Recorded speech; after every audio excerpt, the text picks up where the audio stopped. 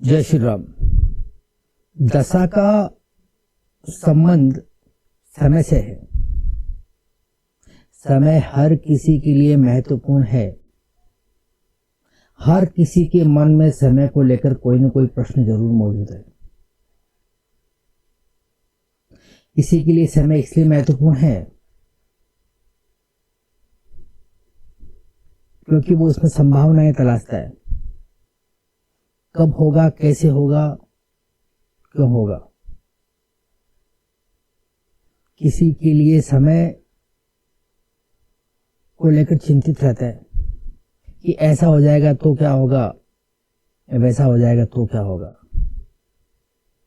किसी के लिए समय एक्साइटमेंट लेकर आता है और ज्योतिष में इसी समय को पहचानने के लिए हमारे पास में दशा पद्धति मौजूद है। हम दशाओं के आधार पर समय का आकलन कर सकते हैं कि जो समय अभी चल रहा है वो कैसा है, आने वाला समय किस प्रकार का होगा और जो समय बीत गया वो किस प्रकार का रहा होगा। हर किसी के लिए समय का अपना अपना महत्व है। एक एस्ट्रोलॉजर के लिए भी समय बहुत महत्वपूर्ण होता है। एस्ट्रोलॉजर किसी नेटिव का बर्थ चार्ट देखता है तो उसमें बीते हुए समय की घटनाओं का जिक्र करता है कि आपके साथ में ये घटनाएं जो है अभी तक हुई है। सामने वाला व्यक्ति इससे प्रभावित होता है। उसको ये एहसास होता है कि ये जो ज्योतिषी है ये अपने बीते हुए वक्त के बारे में कुछ बता सकता है, तो फिर भविष्य के बारे में भी जरूर अच्छी बातें सुनने को मिलेंगी। हर किसी के लिए समय महत्वपूर्ण होता है और इसी दशा पद्धति के ऊपर हमारी एक सीरीज चल रही है, नाम है दशा। इसके अंदर कुछ वीडियो मैं पहले ही अपलोड कर चुका हूं। आप अगर उन्हें देखेंगे तो ये दशा से संबंधित आपका जो ये कॉन्सेप्ट है पूरी तरह से क्लियर हो जाएगा। मेरे को नहीं लगता कि इस सीरीज को देखने के बाद दशा का आकलन करने में आपको किसी प्रकार की कोई परेशानी हो भी सकती है। ये सीरीज आपके लिए एक गेम चेंजर साबित हो सकती है। अगर आप ये दशा से संबंधित बाकी वीडियो देखना चाहें तो उसका लिंक मैंने डिस्क्रिप्शन बॉक्स में दिया है, आप वहां जाकर उसे क्लिक कर सकते हैं। और इसी सीरीज को आगे बढ़ाते हुए मैं एक नई टेक्निक आपके लिए इंट्रोड्यूस कर रहा हूं इस वीडियो में। आगे बढ़ने से पहले एक बहुत ही जरूरी काम आपको करना है अभी और इसी वक्त, और वो जरूरी काम है, अगर चैनल को आपने अभी तक सब्सक्राइब नहीं किया है तो आप इसे सब्सक्राइब जरूर कर लीजिए, क्योंकि आपका सब्सक्राइब करना मेरे लिए प्रेरणादायक रहता है और आगे से नए कंटेंट बनाते वक्त ऊर्जा का संचार होता है। बड़ी मेहनत करने की जो है प्रवृत्ति पैदा होती है। उम्मीद करता हूं कि आप मेरे प्रयासों का समर्थन जरूर करेंगे चैनल को सब्सक्राइब करके, और अगर वीडियो अच्छा लगे तो इसे लाइक, कमेंट और शेयर करना कभी भी मत भूलिए। तो आइए आगे बढ़ते हैं अपने विषय की ओर। देखिए, अभी तक हमने इस सीरीज में दशा का आकलन करने के लिए अलग अलग टेक्निक के बारे में बात की है। उसमें से कुछ नक्षत्र के ऊपर आधारित थी तो कुछ लगन के ऊपर, परंतु आज हम जिस टेक्निक की बात करने जा रहे हैं वो गोचर के ऊपर आधारित है।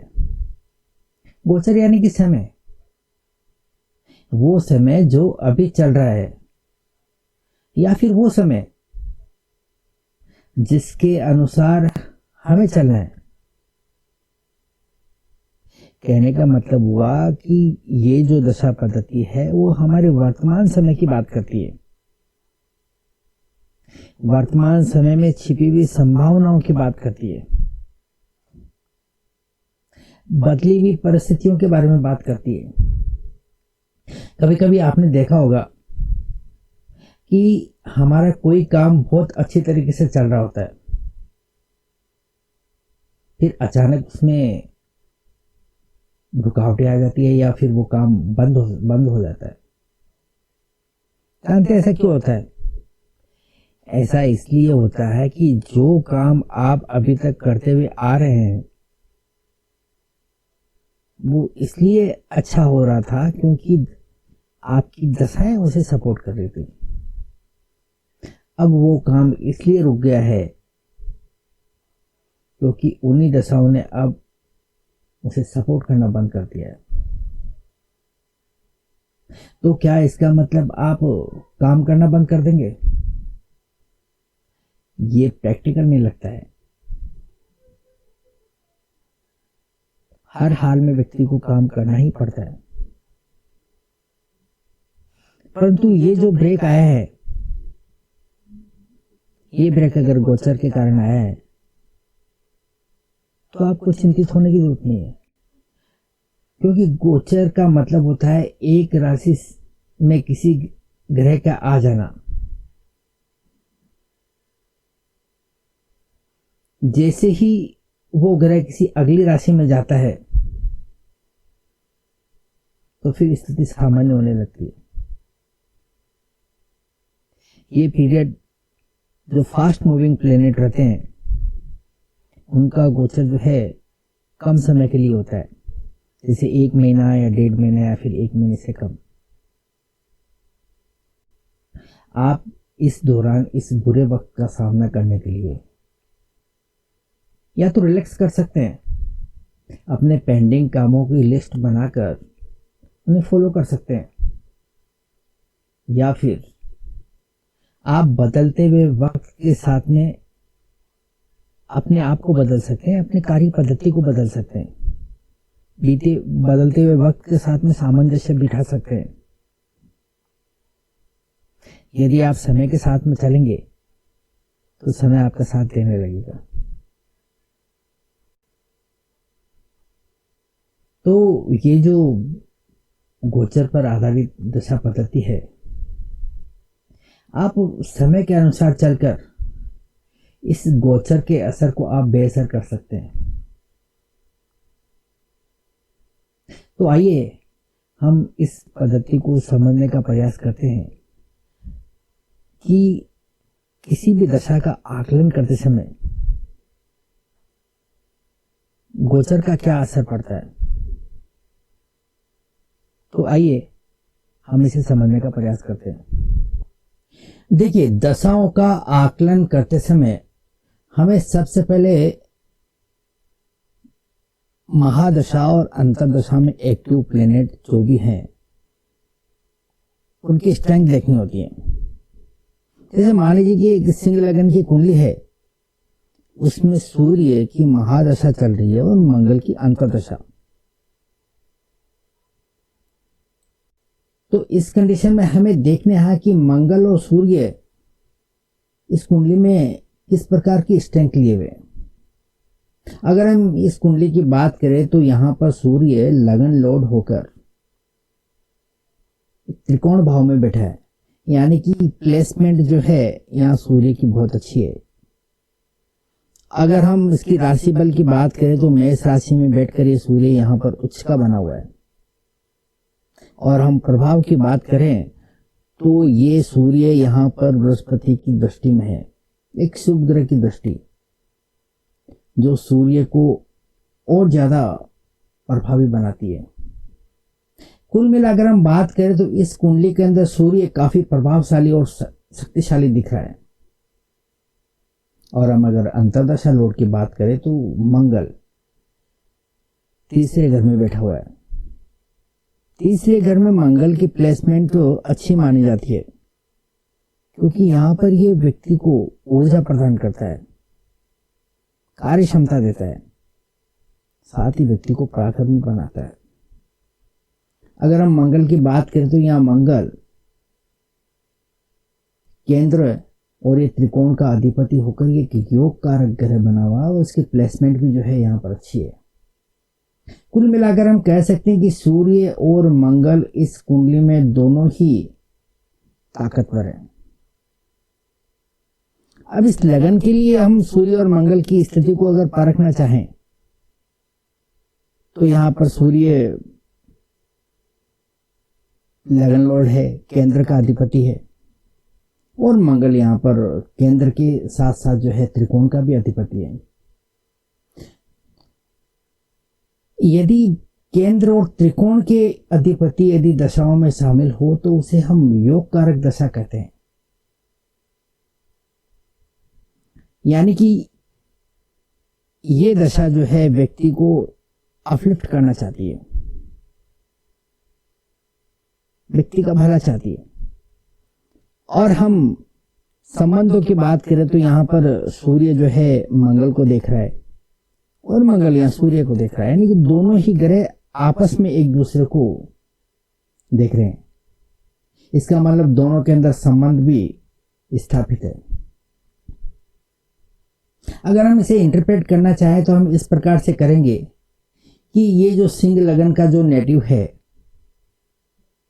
इस नेटिव का दोनों ही ग्रह भला करना चाहते हैं, दोनों ही ग्रह इस नेटिव को अपलिफ्ट करना चाहते हैं और साथ में दोनों का संबंध स्थापित है, इसलिए दोनों मिलजुल कर जो है इस कार्य को करेंगे।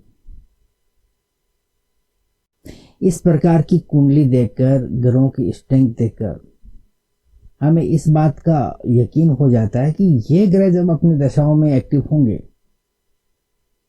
तो वो समय बहुत ही शानदार रहेगा। परंतु हम वास्तव में देखें तो जब इन ग्रहों की दशा आती है तो ये कुछ उल्टे ही परिणाम देते हुए नजर आते हैं। कुछ परेशानियां व्यक्ति के सामने आती है। इस प्रकार की कंडीशन देखकर कोई भी एस्ट्रोलॉजर असमंजस में आ सकता है कि जब इतने शानदार ग्रहों की दशा चालू है तो ये इतने नेगेटिव परिणाम क्यों आ रहे हैं। अब इस बात का रहस्य हमें गोचर कुंडली के अंदर देखने को मिलता है। गोचर की कुंडली देखने पर हमें मालूम चलता है कि वो सूर्य जो लगन के अंदर उच्च का बना हुआ है, बृहस्पति की दृष्टि में है, त्रिकोण भाव के अंदर बैठा हुआ है, इतना शक्तिशाली ग्रह गोचर में आने के बाद में नीच का बन जाता है, ऊपर से शनि की दृष्टि में आ जाता है। यानी कि ये जो सूर्य है गोचर के अंदर पूरी तरह से अफ्लिक्शन में आया हुआ है। तो ये सूर्य किस प्रकार से परिणाम दे सकता है? कहने का मतलब ये हुआ कि कोई भी ग्रह लगन कुंडली में चाहे कितना ही शक्तिशाली क्यों नहीं हो, वो ग्रह जब अपनी दशाओं में एक्टिवेट होता है तो गोचर के समय यदि वो ग्रह डेबिलिटेटेड हो जाए या कंबस्ट हो जाए या फिर किसी मेलेफिक के इन्फ्लुएंस में आ जाए तो वो ग्रह अफ्लिक्शन में आने के बाद में अपना परिणाम नहीं दे पाता है, जैसा कि यहाँ पर हमने सूर्य के केस में देखने को मिला है। अब सवाल ये उठता है कि ये इस प्रकार के परिणाम कितने समय के लिए हमें देखने को मिलेंगे? इस प्रकार की परिस्थितियां कब बदलेगी, कब सुधार होगा? तो देखिए, ये जो परिणाम आपने को देखने को मिल रहे हैं ये गोचर के अनुसार देखने को मिल रहे हैं। सूर्य जो अपनी महादशा के अंदर एक्टिव है, गोचर में नीच का होने के कारण हमें ये परिणाम देखने को मिले। जैसे ही ये ग्रह तुला राशि से आगे निकलकर वृश्चिक में आएगा तो स्थितियां सामान्य होती हुई नजर आएंगी, नॉर्मल परिणाम देखने को मिलेंगे। क्योंकि स्कॉर्पियो साइन है, यहां पर सूर्य जो है कंफर्टेबल होता है, ये फ्रेंडली साइन है सूर्य का। तो ये जो 1 महीने का समय है ये व्यक्ति के लिए अच्छा जाने वाला है। इसके बाद में जैसे ही सूर्य मकर राशि में आएगा उसके बाद में कुंभ राशि में, यानी कि ये जो 2 महीने का समय है वो सूर्य शनि की राशियों में ट्रेवल करता हुआ नजर आएगा। और जैसा कि आप सभी को मालूम है, शनि की राशियों में सूर्य कभी भी कंफर्टेबल नहीं होता है।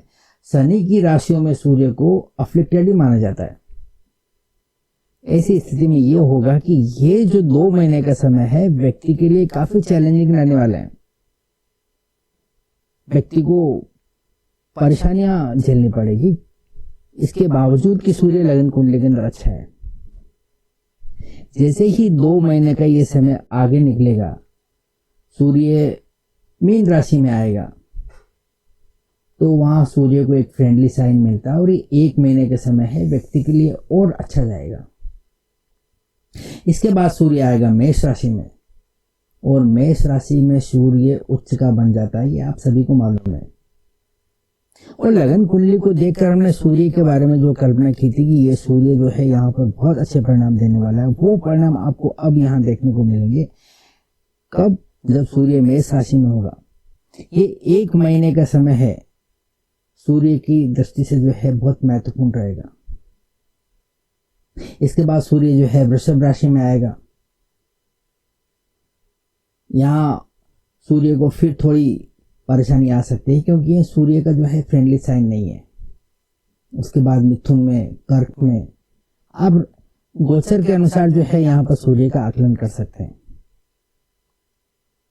तो ये हुआ एक गोचर के अनुसार परिणाम देखने का तरीका। कोई ग्रह यदि शक्तिशाली है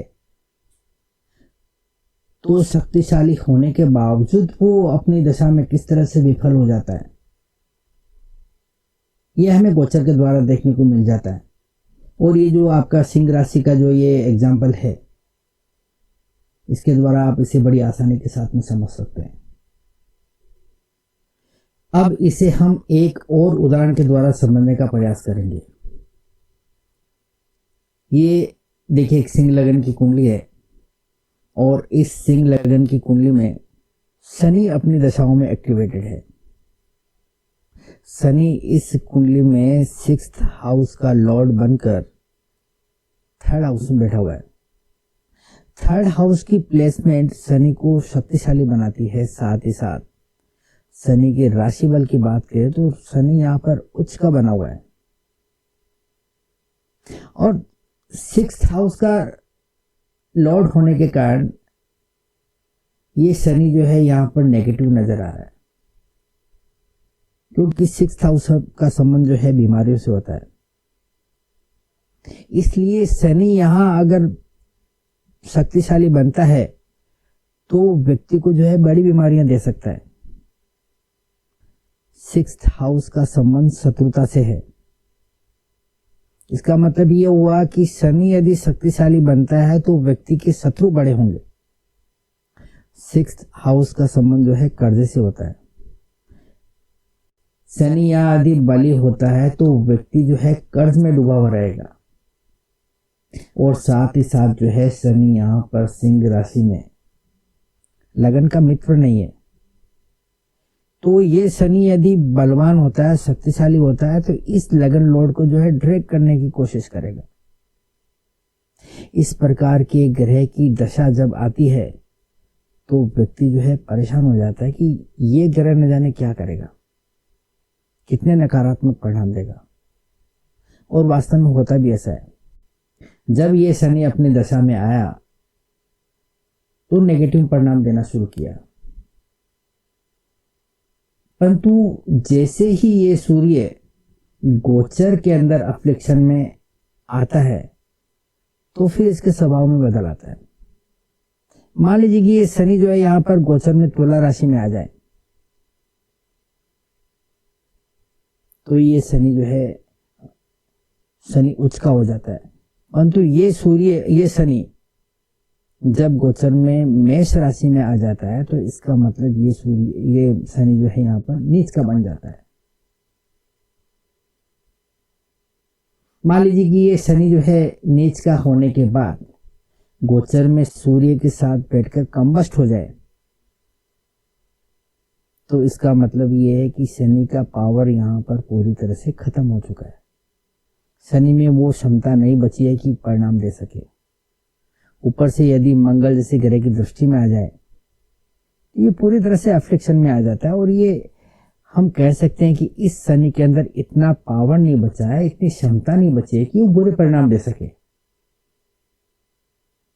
तो इस प्रकार की जब गोचर में कंडीशन बनती है तो बुरे से बुरा ग्रह भी जो है यहाँ पर जो है बुरे परिणाम नहीं दे पाता, और वो जो दशा का जो काल रहता है वो बिना किसी तकलीफ के बड़ी आसानी से निकल जाता है।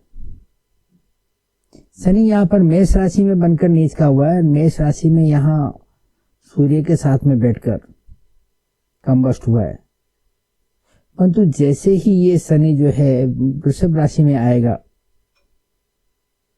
तो फिर वो वापस नेगेटिव हो जाएगा। परंतु जो मेष राशि का जो 2.5 साल का समय है ये व्यक्ति के लिए बड़ी आसानी से निकल जाएगा। तो इस प्रकार से हमने समझा कि कोई ग्रह यदि लगन कुंडली के अंदर बली अवस्था में हो, नेगेटिव हो, परंतु वही ग्रह जब गोचर के अंदर कमजोर हो जाता है, अफ्लिक्शन में आ जाता है, तो वो अपने बुरे परिणाम नहीं दे पाता है। इस प्रकार से हम गोचर के द्वारा किसी भी ग्रह के परिणामों को अच्छी तरह से समझ सकते हैं, उन्हें जो है अनुभव कर सकते हैं। इसलिए किसी भी दशा का आकलन करते समय हमें गोचर को एक बार जरूर देख लेना चाहिए कि गोचर क्या कहता है। देखिए, दशाओं का आकलन करते समय गोचर के अनुसार किस प्रकार से उनमें जो है बदलाव आता है, इसके लिए हम एक और उदाहरण के द्वारा इसे समझने का प्रयास करेंगे। जैसे मान लीजिए कि एक वृषभ लगन की कुंडली है और यहाँ वृषभ लगन में शनि यहाँ पर एक योग कारक ग्रह बनता है। यहाँ पर एक केंद्र का अधिपति होता है और त्रिकोण का भी अधिपति होता है। केंद्र और त्रिकोण का अधिपति होने के कारण शनि को यहाँ पर योग कारक ग्रह माना जाता है। और ये शनि जो है यहाँ पर चौथे घर में बैठा हुआ है, यानी कि केंद्र स्थान में। अगर प्लेसमेंट के आधार पर हम बात करें तो यहाँ शनि जो है अच्छी पोजीशन में है, परंतु राशि बल की बात करें तो शनि यहाँ पर जो है सिंह राशि में बैठा हुआ है, जो कि यहाँ पर फ्रेंडली साइन नहीं है। और ऊपर से जो है ये मंगल की दृष्टि में आया हुआ है। इसका मतलब हम कह सकते हैं कि ये शनि जो है कुछ खास बली नजर नहीं आ रहा है। और ऐसी उम्मीद करते हैं हम कि ये शनि जब अपनी दशाओं में एक्टिवेशन में आएगा तो इससे ज्यादा अच्छे परिणामों की उम्मीद हम नहीं कर सकते। परंतु जब ये अपनी दशाओं में आता है तो इसके विपरीत कुछ परिणाम देते हुए नजर आता है। मान लीजिए कि ये शनि गोचर के दौरान अपने उच्च राशि तुला में आ जाता है और शुक्र के साथ में युति कर लेता है और फिर बुध जैसे ग्रह की दृष्टि में आ जाता है। तो इसका मतलब है कि शनि को यहाँ पर जो है राशि बल भी मिल जाता है और साथ में जो है शुभ ग्रहों के प्रभाव में भी आ जाता है। तो इस प्रकार का शनि लगन कुंडली में कमजोर होने के बावजूद काफी अच्छे परिणाम देते हुए नजर आएगा। जो उम्मीद हम शनि से नहीं कर रहे थे, क्यों नहीं कर रहे थे? क्योंकि वो ग्रह लगन के अंदर काफी कमजोर नजर आ रहा था, परंतु उसी ग्रह की दशा के दौरान गोचर में वह ग्रह उच्च का हो जाने के बाद में उसके परिणाम पूरी तरह से बदल जाते हैं। जो शनि कमजोर बना हुआ था वो यहाँ पर उच्च का बनकर गोचर के दौरान अच्छे परिणाम देते हुए नजर आता है। परंतु जैसे ही ये शनि तुला राशि से निकलकर वृश्चिक राशि में आएगा तो फिर अपनी लगन कुंडली के आधार पर वो अपने परिणाम देते हुए नजर आएगा। इस प्रकार से हम गोचर के द्वारा किसी भी दशा का आकलन बड़े सटीक तरीके से कर सकते हैं। अगर हम गोचर का इस्तेमाल नहीं करें तो हमारे परिणाम जो है कुछ गलत भी साबित हो सकते हैं। इसलिए हम जब भी किसी कुंडली का इंटरप्रिटेशन करें तो हमें लगन कुंडली में ग्रह की ताकत देखने के साथ साथ हमें यह भी देख लेना चाहिए कि वो ग्रह गोचर में किस प्रकार का है। यदि कोई ग्रह लगन में अगर साधारण से दिख रहा है, परंतु गोचर जब उस ग्रह की दशा के दौरान वो गोचर में शक्तिशाली हो जाता है, तो हम कह सकते हैं कि वो अच्छे परिणाम देते हुए नजर आएगा। तो हमें इस प्रकार से गोचर का ध्यान रखना चाहिए कि गोचर में ग्रह कितनी स्ट्रेंथ लिए हुए। तो ये था एक गोचर के आधार पर दशाओं का आकलन करने का एक तरीका।